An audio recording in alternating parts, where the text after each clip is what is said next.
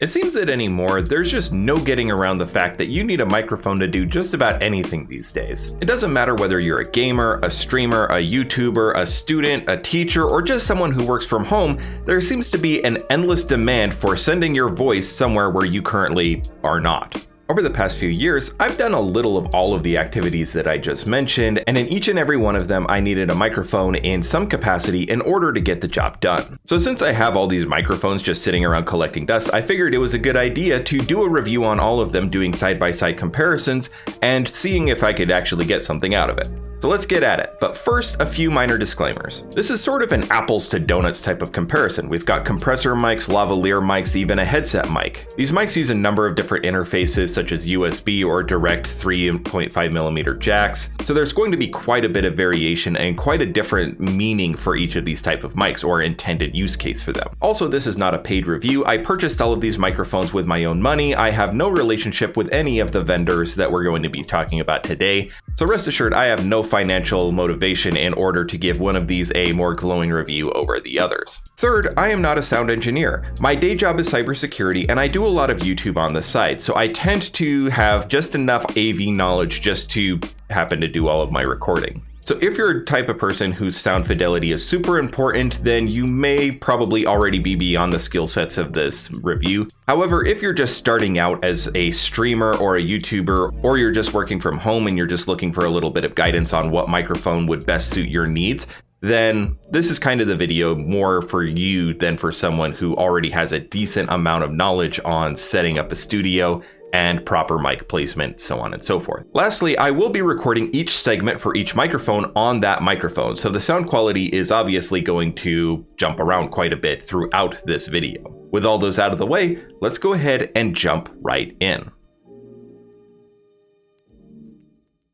I bought this headset in 2019 because I needed it to complete some assignments for my master's degree program, and honestly have not used it since 2019. There was a pretty fair amount of dust that I had to wipe off for this review. The Kraken has a lot going for it. It's the only one of the microphones in this list that uses a 3.5mm jack, so it's fairly universal for being able to be accepted by most laptops and a lot of your older styles of tablets. This was fairly universal until even Samsung decided to declare war on the 3.5mm jack. However, you're still going to be hard-pressed to find a computer that does not have this jack. The Razer Kraken does have this handy-dandy little control switch that allows you to control the input gain on your microphone, as well as being able to completely cut off the microphone. So if you're trying to use this for something like a video teleconference or a telephone call, then you can actually shut your mic off when you don't want people on the other end of the phone to hear your toddler screaming that they want yogurt, or if you're one of the workaholics who works even when you're sick and you don't want them to constantly have to hear you sniffling or coughing in the background. However, with all of that said,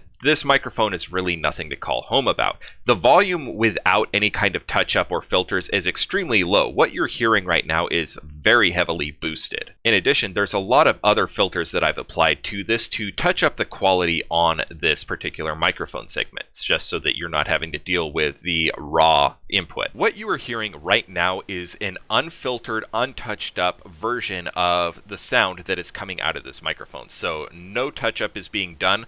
I might have to boost the audio in editing just so that you can actually hear what the heck I'm saying, because this is extremely quiet. One of the major problems with the Kraken is something that I happen to rant and rail about on this channel quite often. The more compact you try and make a product and the more things that you try and bundle into a single package, the less efficient and effective it's going to be at performing those specific tasks. Now, normally I'm ranting and railing about the people who think that it's okay to combine a modem, a router, and a wireless access point into a single device.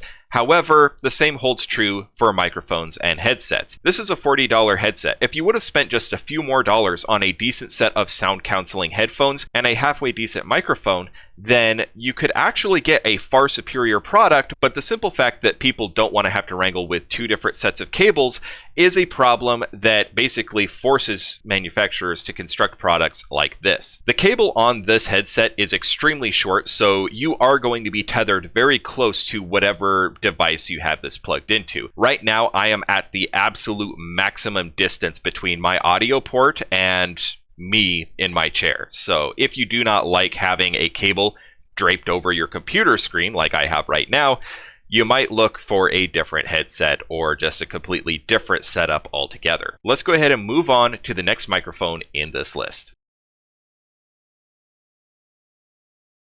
During the dark early hours of 2020, nobody quite knew what the consequences of a stay-at-home order were going to be, or how people were going to continue to work in a at-home capacity. However, if professoring in a low-budget college program had taught me anything, it was that I was going to be expected to figure out how to make this all work with my own money. As soon as it became apparent that such an eventuality was going to happen, I decided that I wasn't going to work from home with a Razer headset mic, so I instead invested in this Fifine K669b. The mic performed well enough. In fact, a lot of my students had mentioned that it performed quite well for a desktop microphone. Here I have it attached to a swing arm. However, it does come with a stand of its own. It's nothing special, nothing fancy, but it does get the job done. Now, this is a compressor mic, and like I mentioned earlier with the Kraken headset, if you move too far or too close to the microphone, you can get some pretty gnarly differences. So if I talk like this, you're probably going to be quite annoyed. And if I move back here, then the audio is not that great. So you want to be careful when you're working with compressor microphones that you are sitting at an appropriate distance from your microphone, and a desktop stand with this particular mic doesn't perform the best, although it's far from the worst. However, my experience with this microphone wasn't completely pleasant. There were several instances as I was trying to teach from home where my microphone would just cut out in the middle of a call. So you can imagine that trying to give a lecture when there's no microphone isn't exactly useful. Now, I was never able to 100% concretely identify the cause of this. However, I was able to find that at the time, Fifine did happen to specify that this was a desktop specific microphone. So their exact wording, I haven't been able to find exact documentation since then. So it's possible that they have fixed this.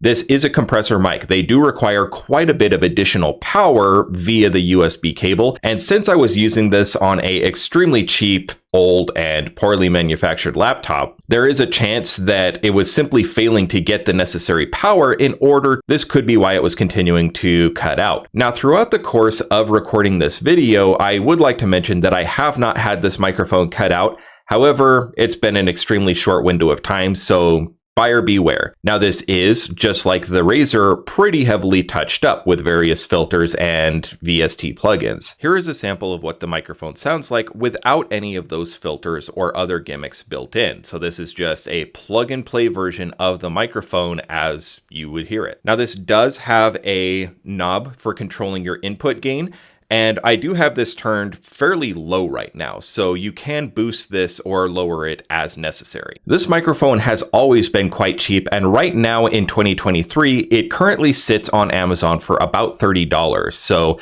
it's about as cheap as you can get for a compressor mic, and I'll leave it up to you to determine whether the audio quality is in line with what you are hoping for.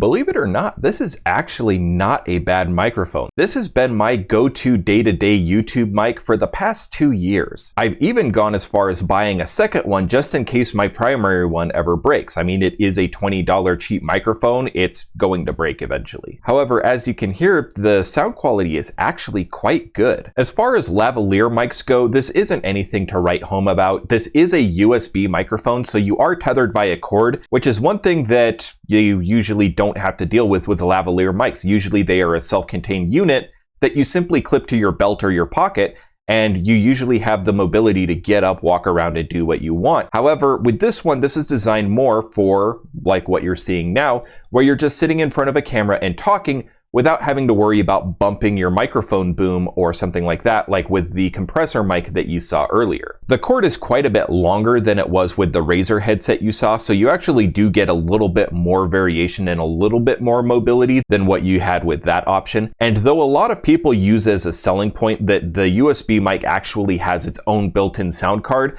I honestly don't think that it brings you anything special that's going to be any better than any other just plug and play USB microphone. It's also pretty beefy, large, and cumbersome by lavalier mic standards, especially with this large pop filter installed. Compare this with another microphone that you're going to see me review later on, and you can see there's quite a massive difference in the size between these two microphones. This is also a cardioid microphone, meaning that you have to speak into it a certain direction, and the sound quality really suffers if you have this placed too far, too close, or oriented in the wrong direction. So for instance, this is me speaking with the microphone just oriented to the side. You can hear there's a pretty significant difference in the sound quality. So because it's so large, because it has to be oriented a very specific way, as far as lavalier mics go, this is really difficult to conceal in your clothing, and so a lot of people would not like it for that purpose if they're trying to look for a completely mic-less look. But when you look at other microphones like this $180 one compared to a $20 lav mic,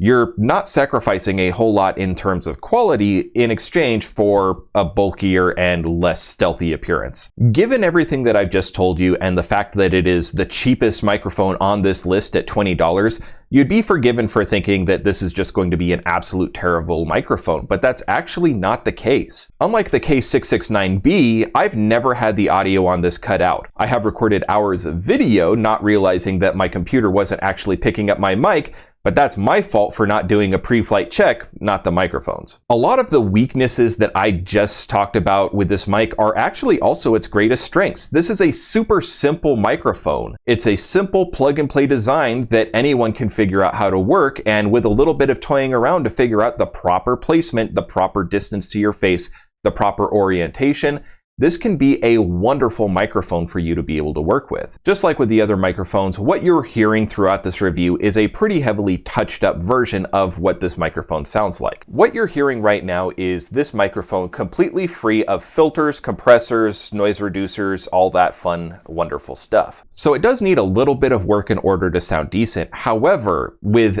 the ease of being able to use this thing, it is quite honestly my favorite mic I've ever bought and used, even though it's no longer my day-to-day go-to mic. Simply search Google or YouTube for best lavalier mic, insert year here, and you're sure to see the Tascam DR-10L pop up on that list somewhere, usually right at the very top. This microphone is awesome for many different reasons. First of all, it's a self-contained recording unit.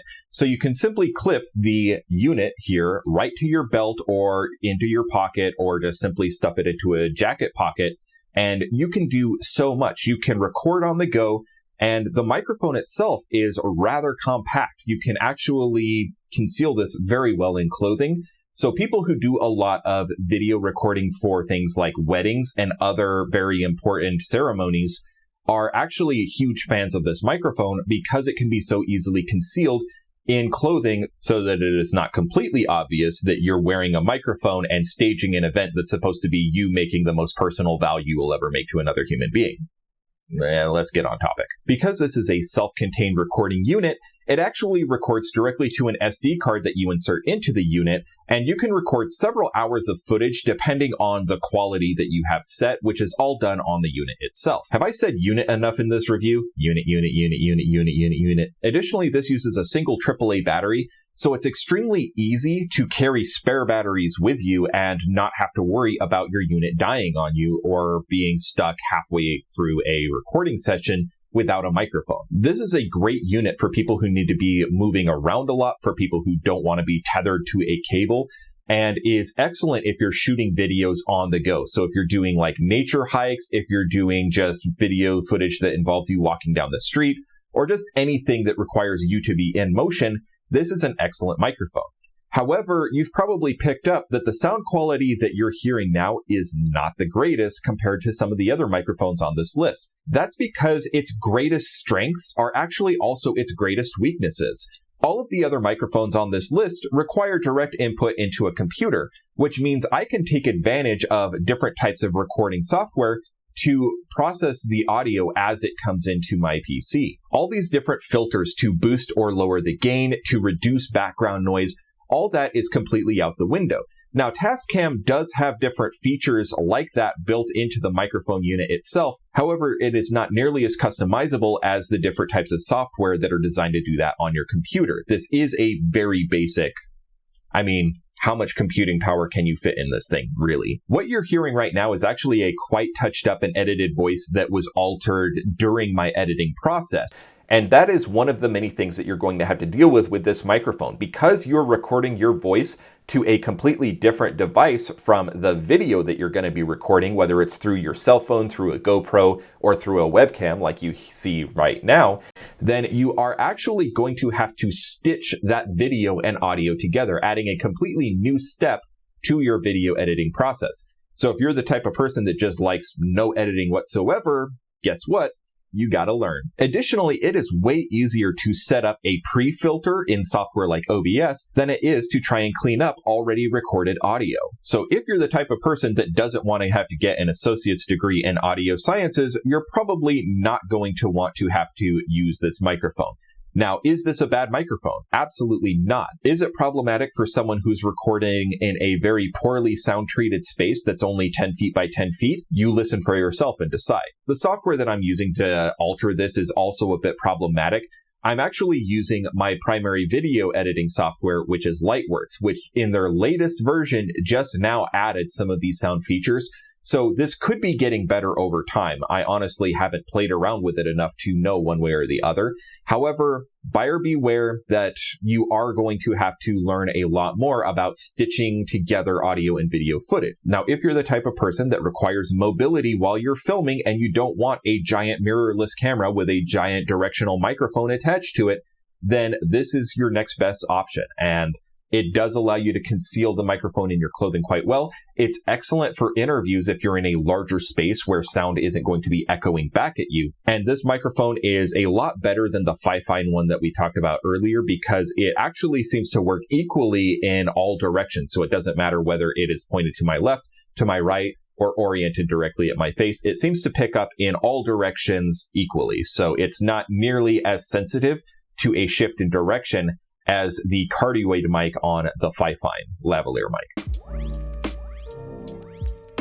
This mic doesn't need any introduction, but I'm going to anyway. Logitech's Blue Yeti line is one of the most common USB microphone lines that is recommended for people who are doing live streaming, gaming, or just YouTube in general who can afford a compressor microphone. Blue's Yeti line has nothing but respect except for a few naysayers who just like to be contrarians and say negative things about things that everybody else seems to like. For every negative review of a Blue Yeti microphone, you'll find 10 others that are quite positive, and most of the negative things that people do have to say about them is that they are compressor mics, and so the jack stand that they come with, like the one that you've seen throughout my B-roll here, is probably not the best, and instead you should invest in a boom arm, like what I'm using here. Just like with the cheap Fifine microphone, because this is a compressor mic, if you talk too close, you're going to get really bad audio, and if you talk too far, you're going to get really quiet and sound like you're jumping down a tunnel. Maintaining proper distance to your microphone and speaking at the proper angle is extremely important to avoid things like plosives and other not fun stuff to listen to. The Yeti X is not too intimidating, but does come with a ton of features that none of the other microphones on this list has. It does have its own built-in pre-gain knob. It also has a polar pattern selector, which none of the other microphones on this list have. All of the microphones that we've talked about are cardioid, with the exception of the Tascam, which appears to be more of an omnidirectional microphone. Omnidirectional means it will pick up all sounds in all directions equally, where cardioid is specific to one direction. So for instance, I'm speaking pretty much directly into my microphone in its cardioid pattern, but if I rotate it, now my sound is really bad because my microphone is not supposed to be picking up audio in these directions. This microphone does have the ability to switch between cardioid, omnidirectional, bidirectional. So if you had this microphone in the middle and you had someone directly on the other side speaking into it, then it could pick up both voices equally, but it wouldn't pick up on the sides. This is really important if you're trying to use this to like sing duets, although you would probably want a fancier microphone for that. So the fact that you're able to change the polar patterns on this microphone where you can't with the others actually means that this is going to be far superior for a multi-purpose microphone. It is a USB microphone, just like many of the others on this list, so you are still tethered to your computer. However, things like USB extension cords do exist, so you could use this microphone in a pretty fancy studio setup and have it not be too completely out of place. Other than the pre-gain knob and the polar pattern selector, there's not a whole lot else to this mic. You have a jack for headphones if you want to monitor your audio, and a USB port for your USB cable. One of the biggest advantages of this microphone is the free software that comes with it that allows you to add many of the filters I've been discussing, like compressors, noise reducers, and other things that really let you clean up the audio. I'm not using that for this. I'm just using the same OBS filters that I used on all the other microphones. I'm one of those if it ain't broke, don't fix it kind of guys, and I am trying, even though this is an apples to donuts comparison, I am trying to make sure that these are apple fritters we're comparing the apples to so that there's some similarity. So I'm not using the blue software for this. Also, the OBS filters do offer slightly greater control over how I set up my filters. However, like I said, I'm not a sound engineer. I probably don't really need that level of control. I would also be remiss if I didn't mention that those OBS filters are only relevant if I'm using OBS to stream and record my audio and video. If you're using some other piece of software, it might not have that level of control,